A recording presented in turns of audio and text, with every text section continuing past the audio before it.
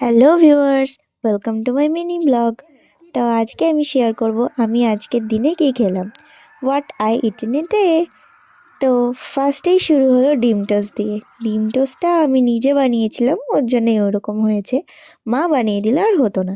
তারপরে চলে গেলাম বান্ধবীর বাড়িতে গিয়ে খেলাম চাউমিন। তো তারপর বাড়ি চলে আসলাম। বাড়ি এসে একটা পিৎজা অর্ডার করেছিলাম, তো পিৎজাটা খেলাম। দেন মোমো খেলাম।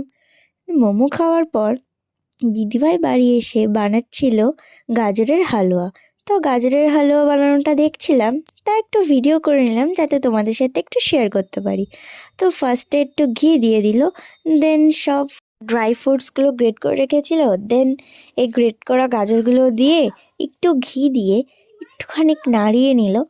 দেন তারপরে দুধ দিয়েছিল, কিন্তু সেইগুলো ক্লিপ আমার নেওয়া হয়নি, যেহেতু আমি যাব একটা কালী পুজো বাড়ি। তো এইটুকুই দেখালাম তোমাদের। তো তারপরে কালী পুজো বাড়ি চলে আসলাম, কফি খেলাম, দেন খেতে বসে গেলাম। তো আজকে ছিল এইটুকুই, নেক্সট ব্লগে দেখা হচ্ছে, বাই।